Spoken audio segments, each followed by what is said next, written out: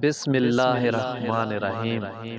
شروع کرتا ہوں اللہ کے نام سے جو بڑا مہربان نہایت رحم والا ہے۔ حضرت مرثد بن عبداللہ رضی اللہ تعالیٰ عنہ کہتے ہیں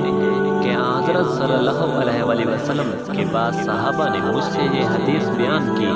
کہ انہوں نے آپ صلی اللہ علیہ وآلہ وسلم کو یہ فرماتے ہوئے سنا کہ قیامت کے دن مومن کا سایہ اس کا صدقہ ہوگا۔ تشریح: جس طرح سائبان دھوپ کی گرمی اور تپش سے بچاتا ہے، اسی طرح قیامت کے دن صدقہ نجات اور آرام و راحت کا سبب ہوگا، یا یہ کہ قیامت کے دن صدقے کو یا اس کے ثواب کو سائبان کی شکل دے کر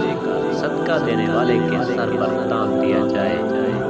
تاکہ وہ اس دن کی گرمی سے بچ جائے۔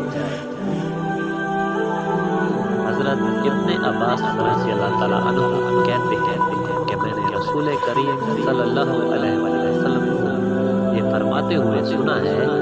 کہ جو مسلمان کسی دوسرے مسلمان کو کپڑا یا پجامہ، کرتا اور چادر وغیرہ پہناتا ہے تو وہ اللہ تعالیٰ کی طرف سے زبردست حفاظت میں رہتا ہے جب تک کہ اس مسلمان کے بدن پر اس کے کپڑے کا ایک ٹکڑا بھی ہوتا ہے۔ یہ دنیا کا فائدہ ہے کہ اس کے لیے ہوئے کپڑے کا ایک ٹکڑا بھی جب تک اس مسلمان کے بدن پر رہتا ہے وہ اللہ رب العزت کی حفاظ و امان میں رہتا ہے،